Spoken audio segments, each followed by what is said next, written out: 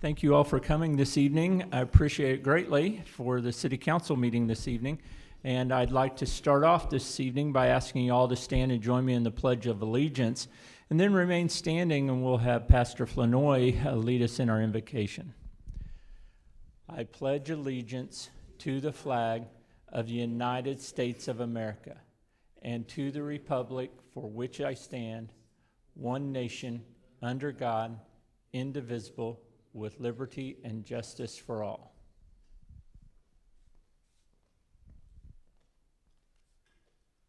Eternal God and kind Father, we come before you very humbly with humble hearts and lifted spirits, especially in this season of resurrection, this season of crucifixion and resurrection. We ask that we remember to bury the old man and keep the new man alive. But we ask you to continue to smile on the citizens of Bonner Springs, our city council, and our mayor. And after we've done your will at this meeting tonight, see us safely home and let us find everything that we left just as we left it. Find it just as we left it. We'll give you the honor and we'll give you the glory. Lord, teach us to love one another as you have loved us. We ask all of this in Jesus' name we pray. Amen. Amen. Thank you, Pastor.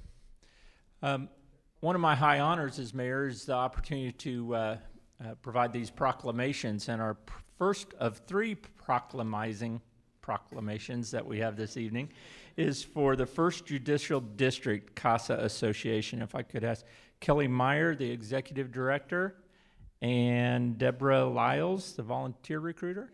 Okay, come right on up. Kelly is sick. Well, I'm glad she is taking care of herself, yes.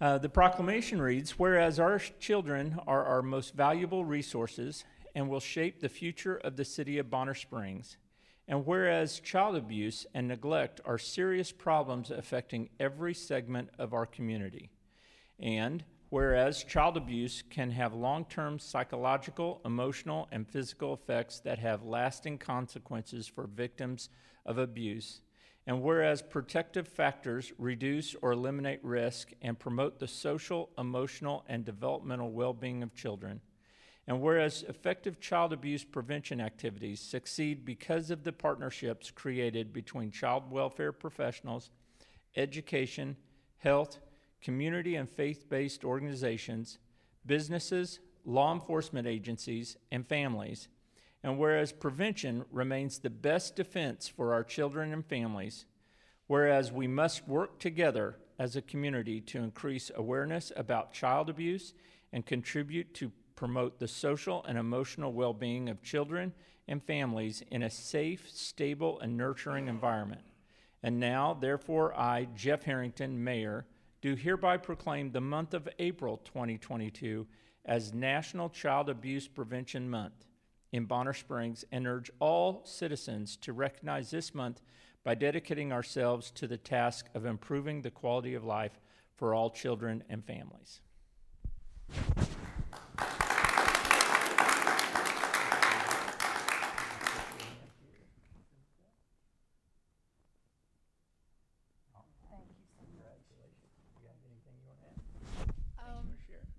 I'm just thankful I could be here tonight, and just so thankful for you doing this. Just want to let you know CASA is working so hard on behalf of these children, and we need volunteers. So if you're interested, just give our office a call. Thank you so much. Very much. Thank you. Thank you very much. Our next proclamation, if I could have Ruth Braun Biggis with Faith Always Wins Foundation.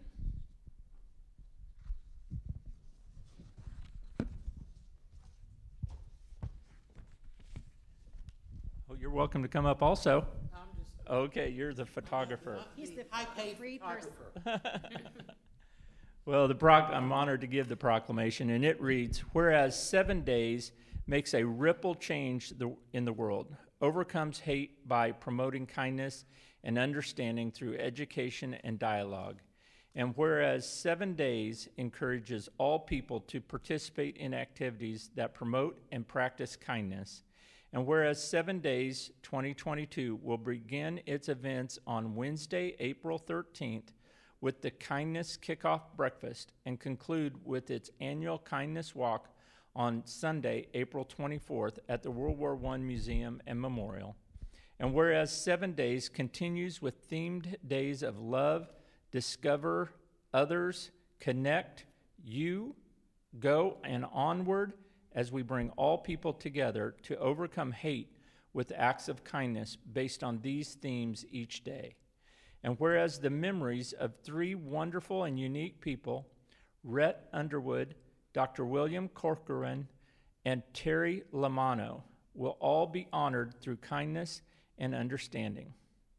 Whereas the City of Bonner Springs fully supports and encourages all residents, businesses, organizations, and visitors to come together during the 7 days to act more kindly and be more understanding of differences, thereby making the world a better place, one ripple at a time. Now, therefore, I, Jeff Harrington, Mayor of the City of Bonner Springs, Kansas, do hereby proclaim April 13th through April 24th, 2022, as 7 days of kindness in Bonner Springs, and urge all citizens to engage in acts of kindness throughout the week and remember the events of April 13th, 2014, not only for the losses of that day, but also for the significance of the powerful and enduring vow to overcome hate with kindness.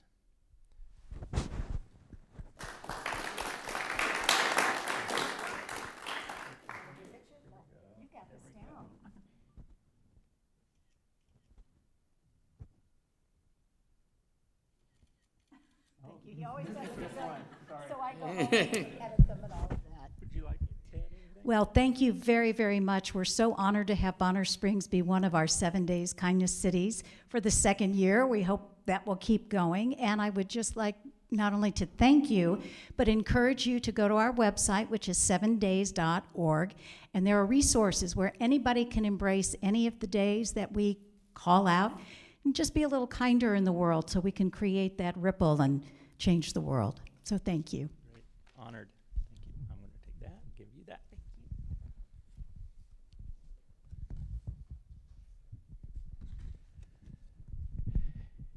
And to continue the proclamizing, Kansas Association of Code Enforcement, if I could please have Barb Billy, the president, and Mark Stites, the our Codes and Enforcement Officer for the City of Bonner Springs.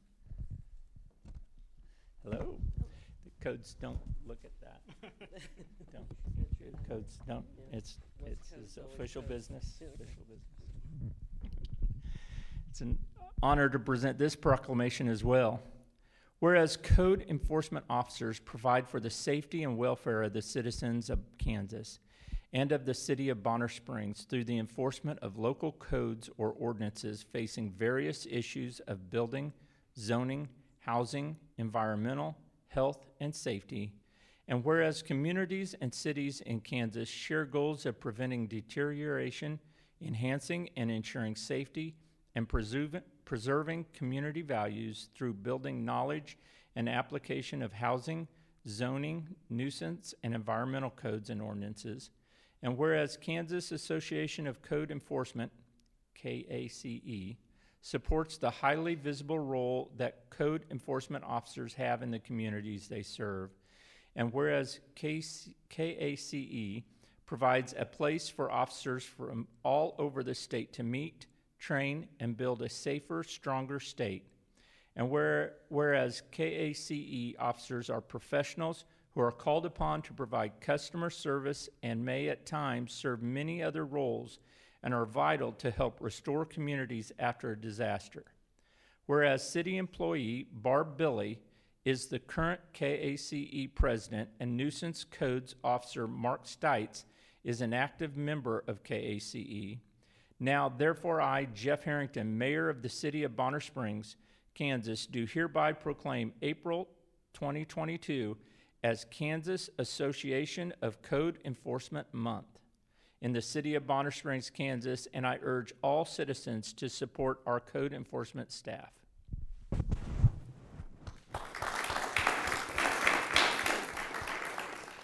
you'll hold this, then we can all.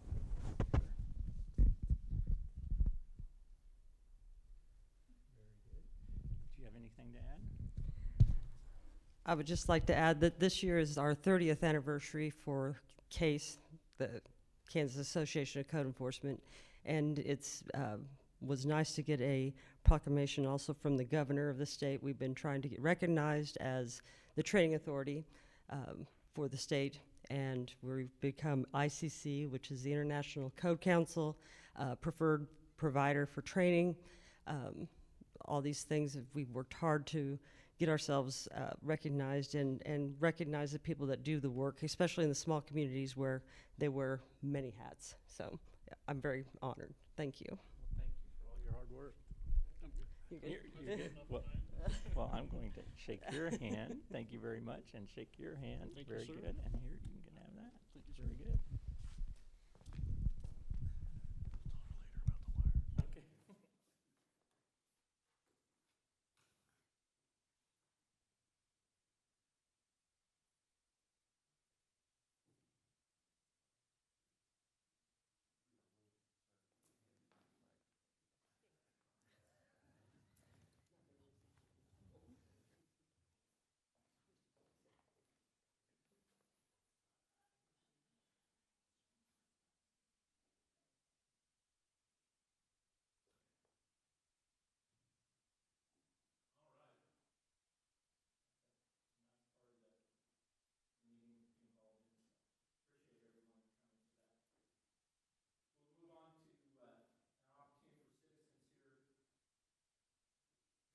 Well, thank you very much.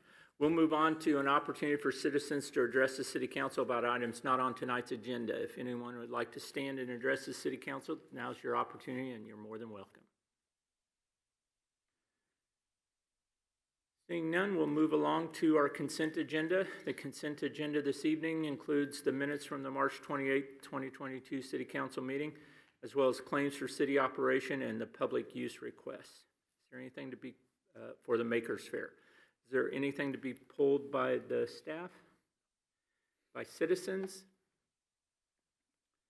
Any questions or concerns from the council?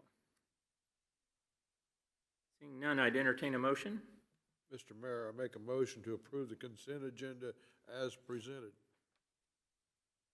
Second. So moved by Mr. Reeves and seconded by Mr. Thompson. Can we have a vote, please? Shannon? Yes. Long? Yes. Thompson? Yes. Wood? Yes. Hip? Yes. Stevens? Yes. Reeves? Yes. Motion passes. Very good. Moving along to, we don't have any old business this evening that carries over, so on to new business. The first of which is the Midwest Public Risk presentation for health insurance renewals for 2022 and 2023. Please. Good evening. My name is Doreen Hull, and I'm the Benefits Services Director at Midwest Public Risk. And thank you for your time this evening. I have a pamphlet of information, but I'm not going to go through the whole thing. I understand some people have a 9 o'clock bedtime, so I want to make sure that we meet that. But thanks for allowing me to come out today. We do appreciate you being in the pool. I want to just remind everybody what the pool is and what we do. So Midwest Public Risk is a self-insured risk pool. So we are only in Kansas and Missouri, and to be a part of the pool, you have to be a government entity. So other cities, counties, special districts like yourself participate in our pool, and we have 3 different programs. We have the employee benefits that I work on, we have work comp that's just in Missouri at this time, and then the property and liability that Bonner Springs also participates with. So I was just going to remind you about the employee benefits today. So again, it is a self-insured risk pool. So that means that we take all of the dollars that we collect, what you pay for your contributions, and we pay our claims out of that, we pay our partners, we pay for those different programs that are included in that. So what helps each of us as different member entities is if you have a year where you have higher claims, other member entities that have better claims, it kind of flattens that loss. And I think Sean's going to talk to you a little bit more about our overall claims in a little bit. But if you're looking to go through the table of contents, you might want to just skip over to page 4. So some of it's some photos you don't really want to see. So just as a quick reminder, what we're looking for in the pool is to bring solutions to the members of our pool. So those solutions include resources for our employees. So not only are we looking at the claims payment behind the scenes, but we're looking at ways for the employees to get information to take care of themselves, resources to help them make those decisions, and then also those tools to help them manage that care. So we do that with a couple different things. Your program includes our online benefit administration tool. So that takes away, I remember a couple years ago, we were still doing a lot of paper, so it wasn't exactly confidential. It wasn't the most efficient way to handle things. So we moved over to a benefit admin tool.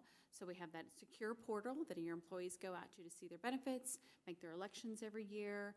Then they can see that real-time information. It also gives us a way to work with Sean and Matt to say, here is your secure portal for your billing, for information that we go back and forth. So it's making it more secure for that transfer of data. So we have a lot of resources for employees. We have the different websites, we have the different programs, and then we have the tools for the employers. So hopefully making it easier and coming up with a complete solution. So the pool does take our entire business out to bid every 3 to 5 years.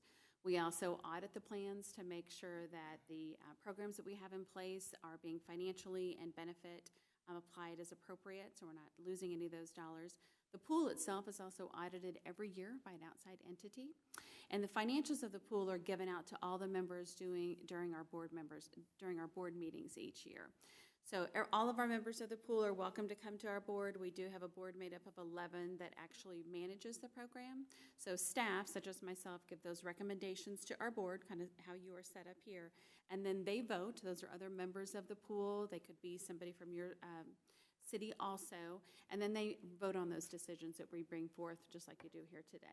So it's those members that are part of the pool that are making the decisions each year. So I wanted to go through a couple newer programs that we have just to kind of remind you of those. One of those is Pinnacle Care, and it's actually on the page 5, a little bit further down. So Pinnacle Care is a program that we added about 2 years ago. We haven't seen a lot of people using it, and I'm hoping it's just because they don't know about it.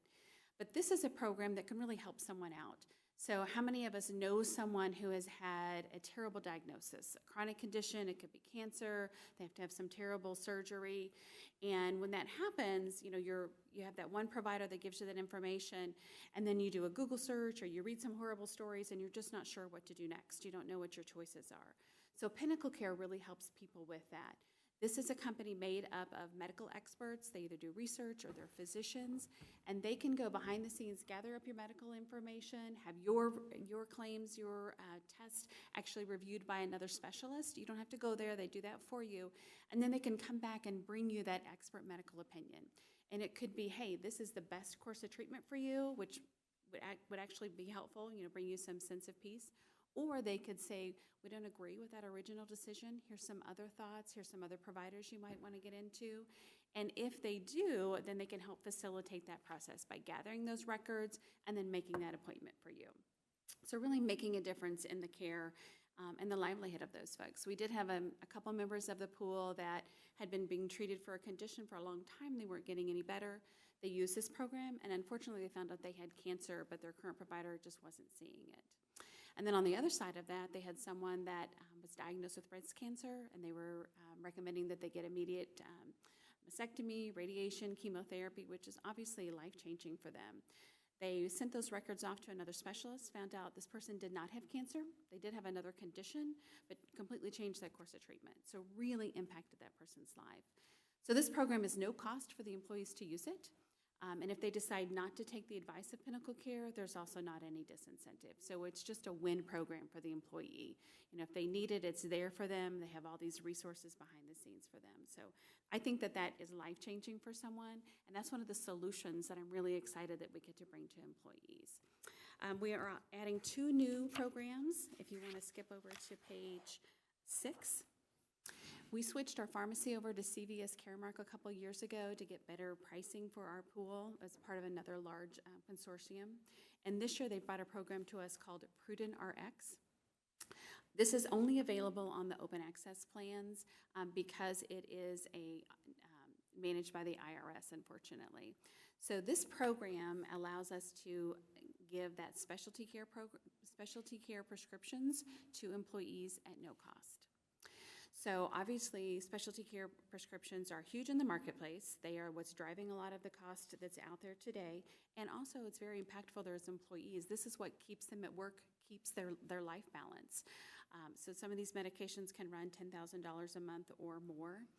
So this program, if they choose to, it is completely voluntary. They don't have to participate if they don't want to. If they choose to enroll in this, the cost for them for that specialty medication is going to be zero. So then behind the scenes, also you're thinking about, is this going to increase our plan cost? How is this going to impact us? This organization is going behind the scenes and creating some additional discounts for those services, and then we pay them based on the amount of savings we get for those medications. So the employee would be taking the medications anyway, would be paying those costs out of pocket, the plan would be paying for them. What this does is eliminates a barrier for the employee, and then hopefully saves the plan some dollars also.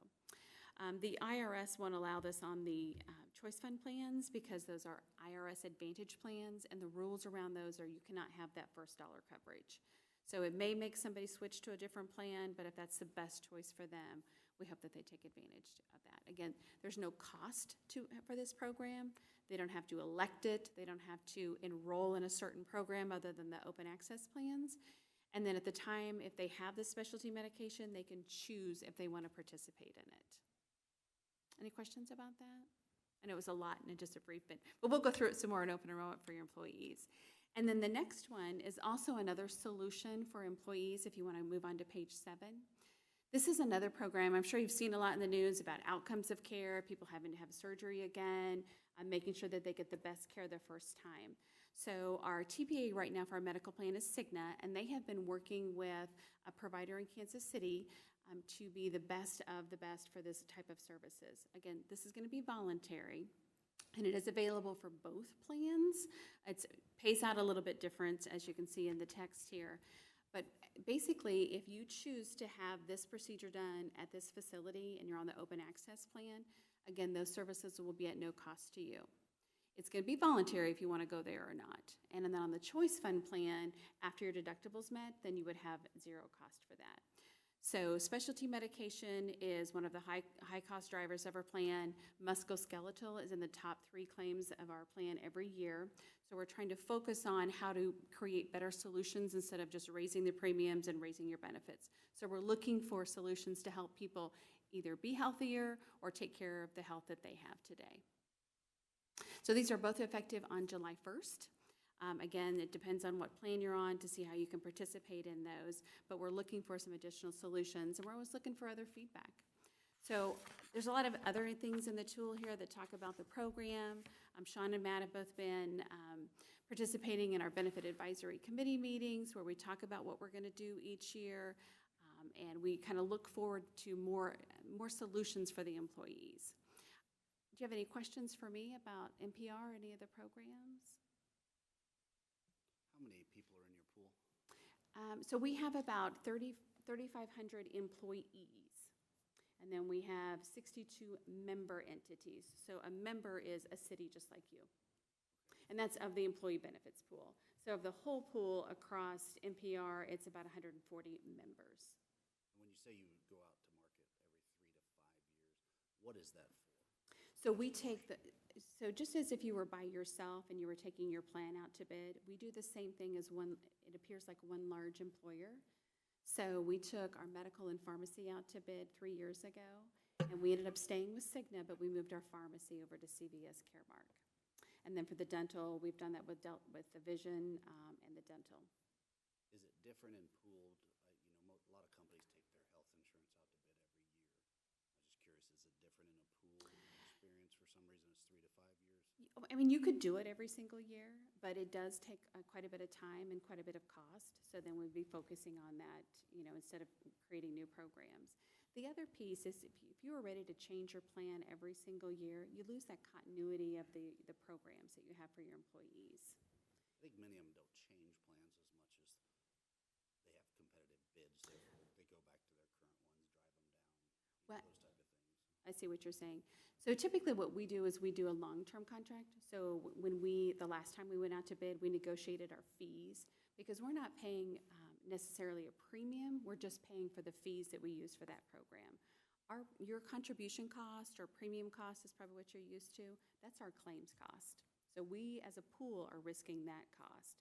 So we pay for like the Cigna, the Caremark, the Delta, the VSP. We just pay a fee for those folks to process our claims, do the utilization management, send out our ID cards. So it's a little bit different what we're taking out to bid each year.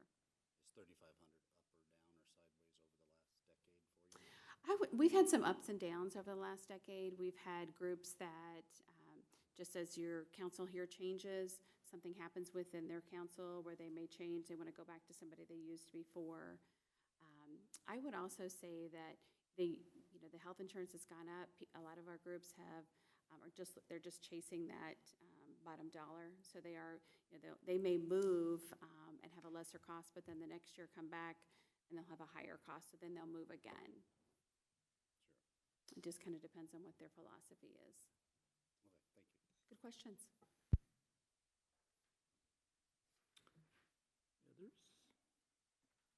This isn't an action item, so we just appreciate you coming and letting us know. Is there anything else to add, Sean? The only thing I was gonna kind of quickly touch on is the health insurance side, and maybe, should have done this at the beginning, but, the city has been a part of NPR, I believe, since 2009. So our history with NPR goes back, I think we were probably one of the founding communities in Kansas, if I might Probably not in Kansas. I believe that's correct. so, we've been with NPR through a lot. At this point, again, we do our health insurance, which is three different things altogether. Doreen went through the medical side, the dental side, and the vision. And then we also do our property and liability. So that's a pretty robust process that we've, I think Matt has really led the charge on that as far as trying to make sure that our what we have insured is still around, would be the nice way to put that, and what the new things that we have are actually insured. So that's been a bit of an undertaking the last couple of years, as well as staying up to date with appraised values of replacement costs and things like that. So that's something that we've been working with NPR to just make sure is accurate. So again, we're kind of maximizing what we're paying as far as our premium costs are. But I did, again, just want to touch on the health insurance side of things, because this is the time of the year where we kind of go through that renewal process. The last couple of years, we have taken a little bit different of an approach as far as looking at the kind of the total compensation package for the employees. Certainly the, sort of the hourly wage, salary, there we go.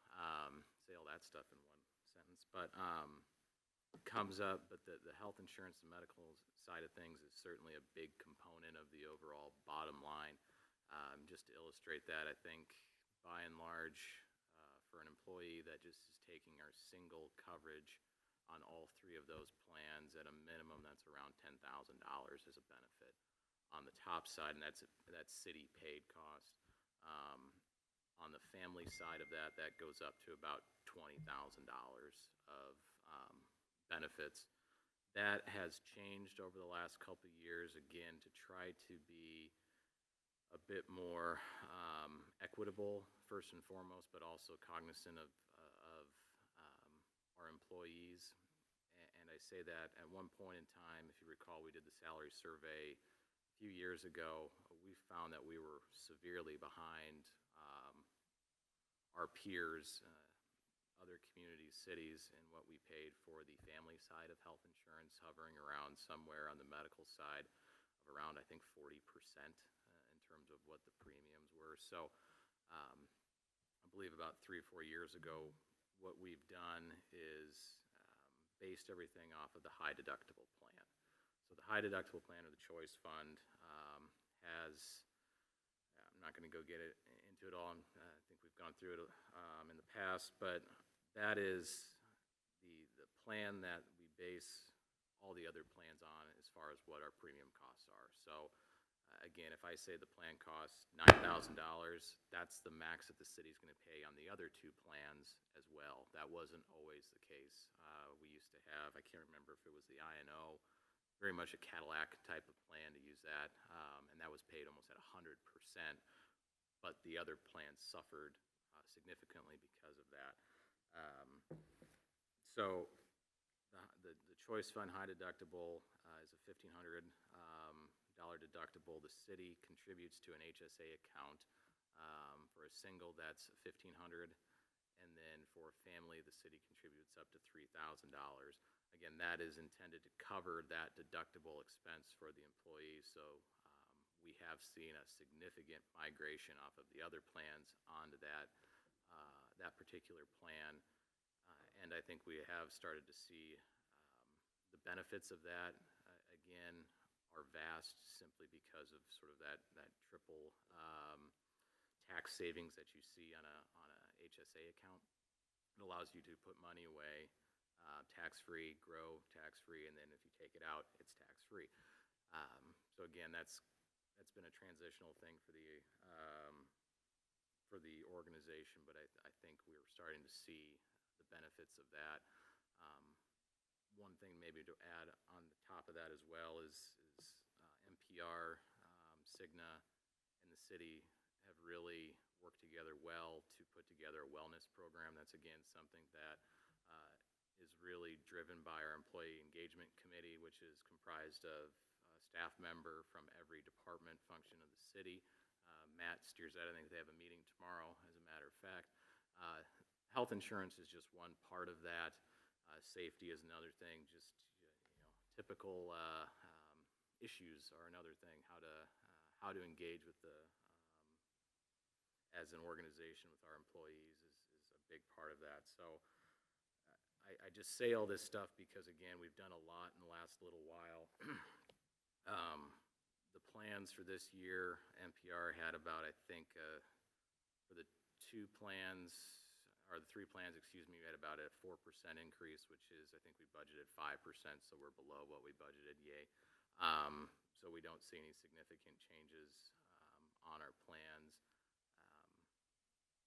For our renewals, which again, we'll start the open enrollment process in May, is that right? Yeah. And kind of work through that with NPR, get everybody signed up. Dina usually comes out, I think, and leads that charge, just again, make sure that our employees know all of these things that Doreen has gone through, what the benefits are, and ultimately make their selection as to what health insurance or medical insurance they would like. So again, I have in the past brought this back to the council for review, but since we are within budget, I wasn't planning to do that this year, unless of course you all would like to see this all again. But again, the intent is to continue with the high deductible plan covered at 100%, the family side of that at 85%, having the HSAs at those levels as we have in the past, and then basing the other two plans off of that expense. The only slight change is that the OAP plan that we've offered in the past is a $1,500 deductible that would go up to a $2,500 deductible.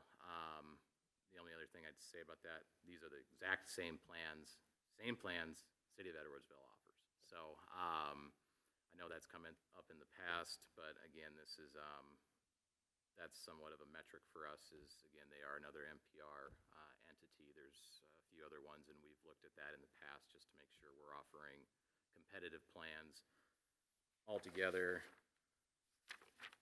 There's a whole list of plans you can select, but again, as Doreen kind of went to, instead of yo-yoing across all sorts of different ones, we've tried to keep three very similar plans year in and year out. So a lot there, but again, I think this is a big part of the overall compensation package employees have, and again, I thank NPR for coming out here and being a great teammate in this whole endeavor. This is a big undertaking, so I'm happy to answer any questions if anybody has any. Very good. Hey, Sean, do you know the ballpark total spend on healthcare? We're around $1 million a year.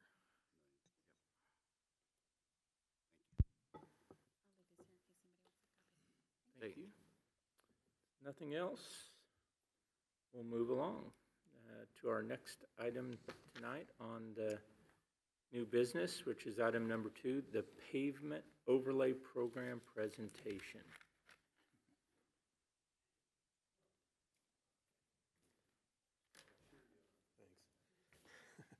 Thank you, Mr. Mayor, Council. I'm Matt Beets, Deputy Director of Public Works. Tonight, really, this is more or less just for information only, but it's just kind of an update on the pavement preservation program that we have out right now.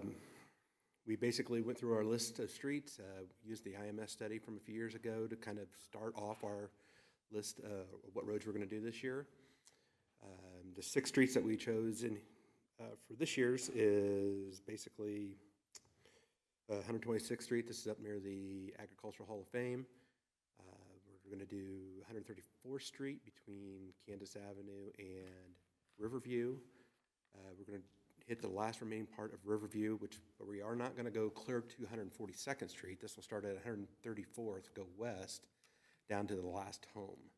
There's a low spot down on the end of the street where basically every time it rains really hard, it washes out whatever we do down there. We spent a couple days last year alone down rebuilding the road with some millings and stuff, and it wasn't 2 weeks later, had a rain come through. It floods this area. It's kind of a field area, and it washed all that away, basically. So do you have a plan for that, or is that going to be abandoned, or? It'll probably just be as kind of a minimal maintenance road, kind of like a gravel street, more or less. So maybe continue to put AB3 on it, or some type of stabilizer on a regular basis? Right. But yeah, if we put in an asphalt street in there with the amount of water that flows through this area, it'd peel it all up. It'd be out in the middle of that farmer's field. But with it being a road, it still needs to have some type of treatment to it. Sure. And recognizing gravel roads are not terrible, but there could be a base put down of something that would at least be stronger than the dirt that's there now. Other streets involved would be Garfield.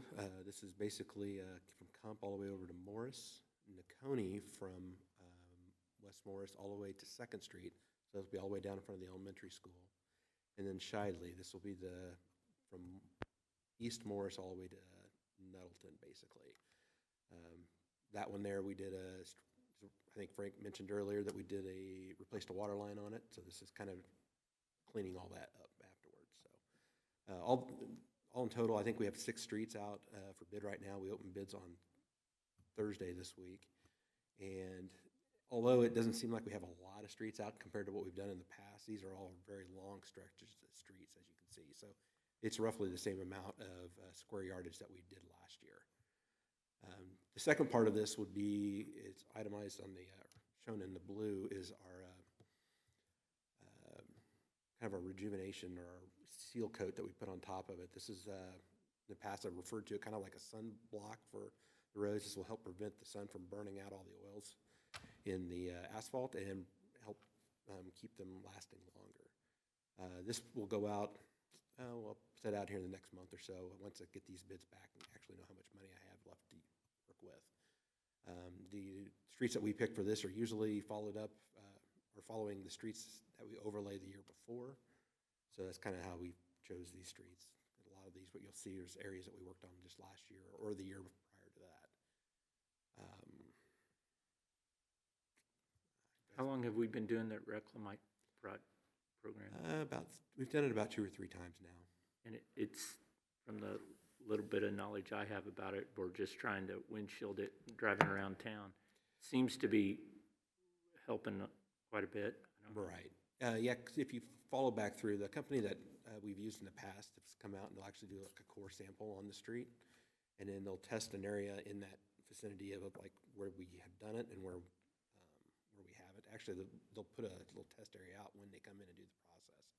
And they'll pull those core samples and you can actually see the difference in the oils. That it is helping block that in. It just helps them last a little bit longer. It's a product, it's like half the price of what chip seal is in the past. Chip seal, we've always, back in the 80s, we just used to break the town up into about quarters, and every 4th year we re-chip seal the area. This is about half that cost. It'll help, but it has seemed to help make the road last longer in the areas that we've done. That's kind of where we're at with it this year. Like I said, we were planning on opening bids this Thursday to see how they come in, so. What's what do you think how much do you think this work is going to cost? I have no idea this year. This year, when, usually we watch diesel fuel costs, it's pretty volatile compared with that. I did call around before we sent the stuff out and with a couple of contractors, and they're still right around what we paid last year, but we'll see if they come in that way. I answer any questions you have.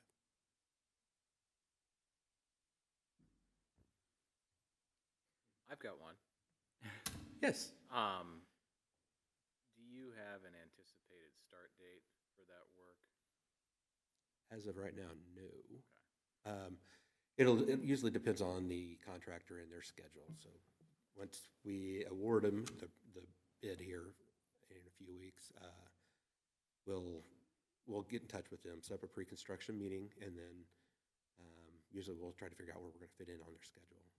A lot of times they'll work, they'll try to work us in when they're out in this area as well, just to help with mobilization costs and moving equipment around. Matt, I have a question on Lakewood, about 700 block.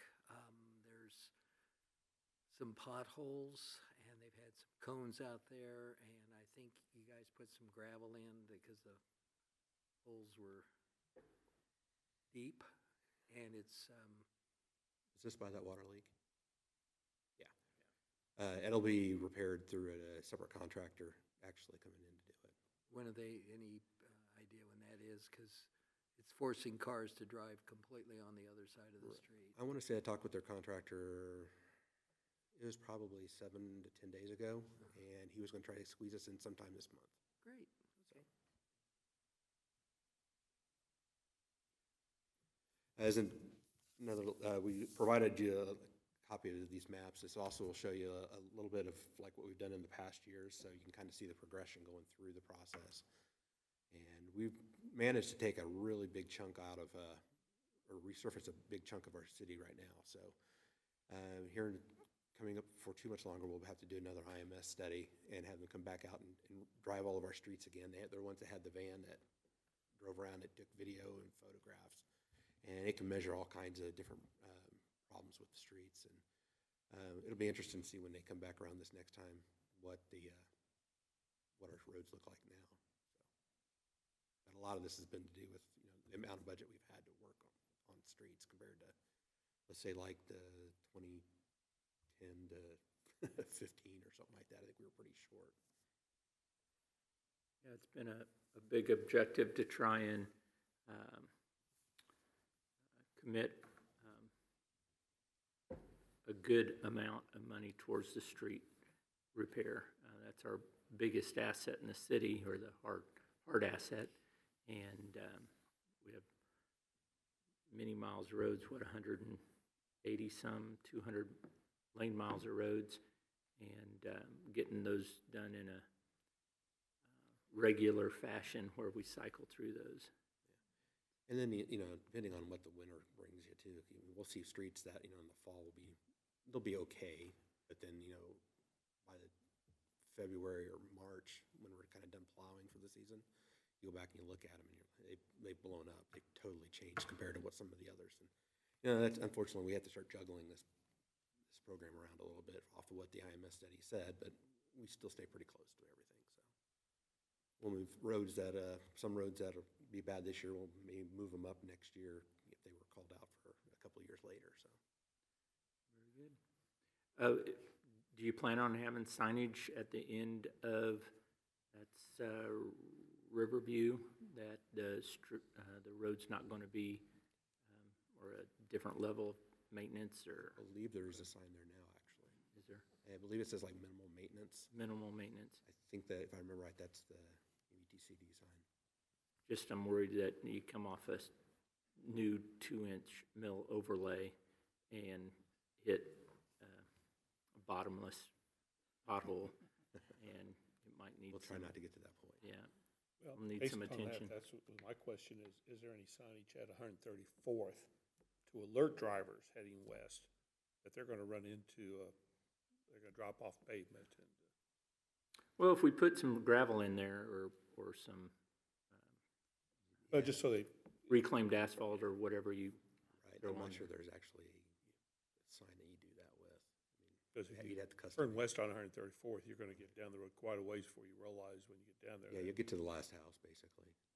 It's right before it kind of starts shifting around. I'm sure you'll do the very best you can. We'll try. Thank you. Any other questions, Gotta concerns? wait till the prices come back, we have to cut stuff off. Seeing nothing else, we'll move along. Thank you very much, Matt. Appreciate it. Moving along to our reports this evening, the first of which is the city manager's report. Trying to read my notes. Just as a reminder, in my report, Amber also brought it up in the workshop, but we do have, or Mark did rather, a couple surveys out that are pretty important as far as planning for the future. One of which is the housing survey, just to try to understand the needs, the wants, the desires of the community. And then also a citizen survey, just kind of going over again some more kind of future land use planning type items.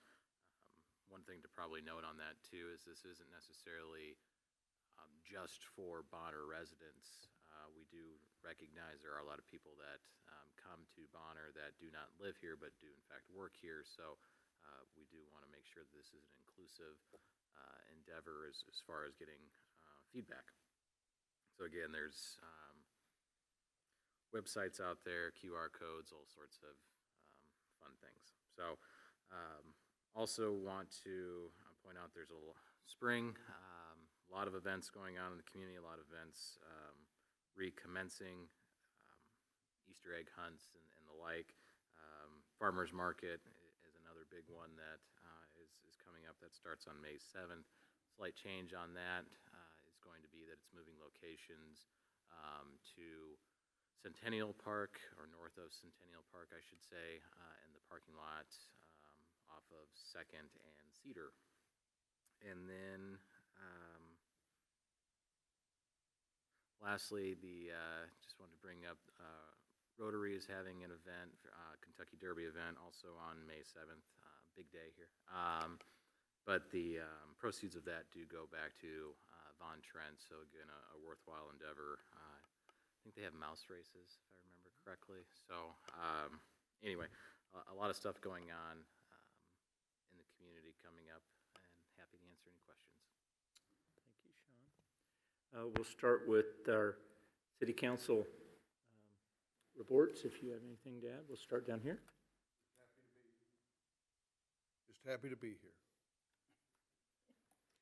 Oh, I can't let this opportunity pass without expressing my joy that I have a new granddaughter this last week. So. Oh, okay. Congratulations. Number 3. That's all. Very good. Sean, how did your meeting go with the commissioners? Did anything come out of that? Good. I think, it involved a couple of different topics related to, I think, county-wide objectives, one of which was conversation involving the Sci-Fi program. For those not familiar, the Sci-Fi program was a program that was administered by the county where they actually gave money back to municipalities to be used towards capital infrastructure projects in those respective communities. That was around for about 5 or 6 years in the late 2000s, mid-2000s, but went away. So it's similar to, I think, the CARS program. If you drive through Johnson County, you're usually greeted by a big sign that says this was a CARS program. Wouldn't that be great to have that in Wyandotte? But that was a big part of the conversation. Also, BPU billing came up. I bring this up because it also, I believe, came up at the county UG commission meeting. But so it's created some waves there a little bit. But when we purchase bulk water from BPU or an Edwardsville's case, they actually purchase all their water from BPU and I believe receive a BPU bill. We are being charged a pilot fee, which is a payment in lieu of taxes. So the question of whether or not that is a proper fee to be assessed outside of Kansas City, Kansas, has come up. So again, that was brought up at the commission meeting, I believe last week it was. So we're waiting on some of that, but I would say overall it was a productive meeting. Again, it's good to, I think, maybe have those communication channels available to us, certainly after COVID and everything else, where some of that stuff became a little more difficult to deal with. But Loring service area? Loring didn't come up necessarily. I know Chief Naff met with Sheriff Soptic last week, I believe, and kind of that came up as a conversation point. I think that continues to be an issue, and again, just as a reminder, we are able to provide services out there. However, we need to have the proper authorization, as does anybody else providing, as does any other city that would provide services outside of its city in the county. But again, that's been something I know that continues to come up, but not at that particular meeting. Thank you for everything that you do. I appreciate making the city better all the time. I have a couple of things. Sean, or Matt, either on 307 Murphy, 307 Emerson and Murphy. I think we dealt with this about 6 years ago. There was a drainage ditch that's behind this residence, and I looked at it this afternoon before I came in, and that thing's a monster. It has grown since 6 years. But if y'all, somebody wouldn't mind taking a look at that, and I think the issue was private property versus public property, and what could be done, what couldn't be done. But this thing is getting larger, and it consumes half this gentleman's lot. The main thing they called me about was seeing about if they could make, what would it take to make that a four-way intersection, four-way stop intersection. So if I could just get some information about what it would take to do that, or what our process is, just anything that I can take back and give to them. They said the speeds on Emerson going north are getting higher and higher, and they've had several real close calls when people park close to the intersection, and people roll through the stop signs that are on Murphy. And just anything that I can take back to them. And then this other one, another lady asked me about 138th Street, and I should have asked this maybe in some of the other presentations, but I couldn't hear. Just generally, south of Kansas Avenue, what is the plans for getting that far north?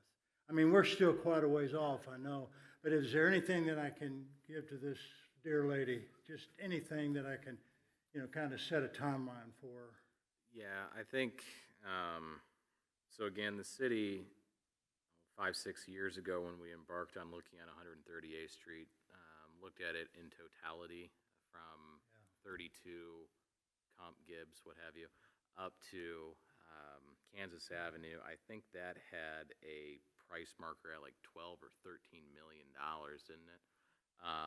So there again, were phases, yeah, and it was broken up into phases. I say 13 million 5 years ago, so that's probably got some increases on it. The lower portion of Kansas, or excuse me, of 138th up to Morris is what we have through Mark. That's roughly $3.5 million in grant funding we received to go redo all that.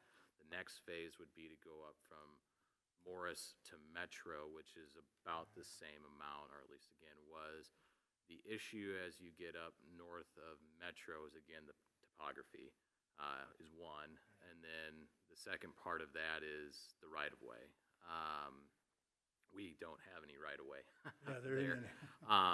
So anything that we could do is pretty limited, beyond just resurfacing the road. And I think that was resurfaced not too terribly long ago in our continuum. But if there's a specific concern, I would say let us know. I know we've gone through and tried to cut back brush and just try to keep that as safe as we can, understanding again that is a very hilly road, as we all know, and we do want to make sure that people that use it are doing so safely. I think what's driving the train for her is she would have the patience for 138th, but what's happened, and I saw this, is the water now is rolling over the drainage as it comes down. Now it's washing out a road. Yeah. And I think that was one of her big concerns, and so she even knew that it tied back to 138th. And I said, well, it's going to be a while. Yeah. But I needed something more than that. The one thing I would say, if it's related to stormwater, is, as Frank alluded to in the workshop, we have stormwater problems all over the community. The first item you brought up is a stormwater issue. The bigger issue is we don't have any money to deal with that specific side of things. Again, we do have a fee that is charged, and I believe it's, I can't remember, a couple bucks a month. We've looked at this a couple of different times. That will be part of this budgeting session, is to look at exactly what our fee structure is and ultimately what we think we need to have from an organizational standpoint to address those issues. So that's step one, I guess, is the answer, is that we've got to look at what our fee structure is based off of the issues that we know are out there, and then try to set a fee accordingly. And then from there, we start to say, okay, now we've got money to go fix these things. The only thing I'd say about that, this is a conversation that's happening everywhere around us. In particular, is what do we do with stormwater, because that is a federal compliance issue that's becoming more and more of a concern, is ultimately clean water and what gets into our streams and waterways. So, which again has its own set of costs to manage that part of it. Okay, that's fine. I just need to go back to her with something. And, but then the stop signs, just whenever I can hear something about that. I'll get with Matt and Frank, and we'll follow back up with you specifically about those ones. Okay, and that way I can go back with them on that too, because their concern is growing about that intersection. Yeah. Did you have information on the schedule for 138th from Kump to Morris? Is that? I don't know. Other than it'll that, be bid, or it'll be bid in 2023. We would probably anticipate that being. Is that a 2024 pay grant? Yeah. Yeah, federal. Yeah. Right. Right. So that's it's at least a year out. Yes. Yep. And again, that's only from Kump up to Morris. I think the big thing, again, that we're tackling with that is the 12-foot ditches that you experience as you go up or down that particular corridor. It's treacherous. Yes, very much. Anything else, sir? No, that's all. Thank you. Okay, ma'am. I think all I'll say tonight is thank you so much for the presentations and all that you're doing to build the community and make it a vibrant community. And I would encourage everyone to get out and go to things like the farmers market, as well as, some of the community service organizations like Rotary, the fundraisers that they have. The money all stays here in Bonner, and, whatever we can do to build and support our community, the better. So encourage everyone around you to get out and attend those things before they're gone. Sean or Heather, on the tactical vehicle intervention, precision maneuvering, I've got an idea what it is, but I'm not sure. Yeah, you've probably heard it a lot of different names, one of which is a pit maneuver. Basically what you're doing is you're utilizing emergency vehicle, police vehicle on the front end. Usually the I call it a cattle pusher. That just shows where I'm from, but utilizing the front of a car to end a pursuit. Okay. Right. So that's, Douglas County has, for the last couple of years, at least for us, trained our officers in that maneuver. They've been doing it for years, as far as I know, but that's generally all it is again, trying to, unfortunately, when people run from the police, there may be ways to address that. And the other obvious way is stop sticks and other things that we utilize, but this is just one more tool that we use to end pursuits. Okay, we've had some pursuits, I've noticed that, where they have ended. Is there a reason, Heather, is there a reason? Is it lack of support east of here? Or, okay, that just answered it, but, right.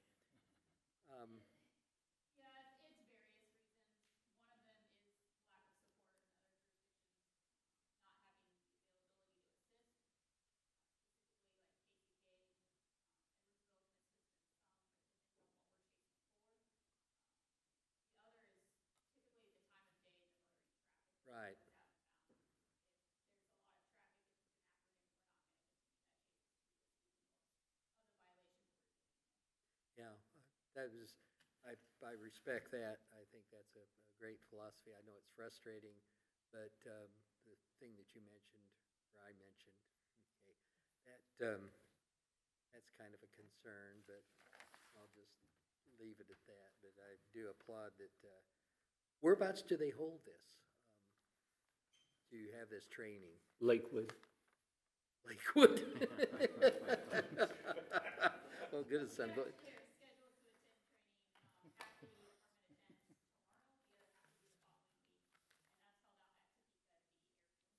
They'd be where? Oh, okay. Okay, that's, yeah, Lakewood, that'd be good, so. Oaks. Okay. Thanks, Heather. Nothing else. Very good. I'd like to thank all the reports that we had this evening, the presentations. They continue to be exemplary. It's great to work with professionals, and great to know that you're looking out for the long range. And it makes a lot of the decisions we have to do here both harder and easier at the same time. So thank you very much. Appreciate all the information from NPR. I know insurance is not, it's kind of a dry subject, but we appreciate all the help that NPR has given to us and the valuable continuing education and the online services that you have. So I appreciate that. And I'd like to start off by congratulating the national champions of the NC2A basketball tournament this last weekend. It was great to see that a Kansas school won that. What school was that? Which one? I believe it was the University of Kansas. Thank you. I also thought it was worth recognizing that our city manager's one of his alma maters, South Dakota State University, was in the tournament. Was it, or is it South Dakota University? Yeah. It was nice to see them well represented too. Moving on, do you have any idea on the time schedule for Starbucks?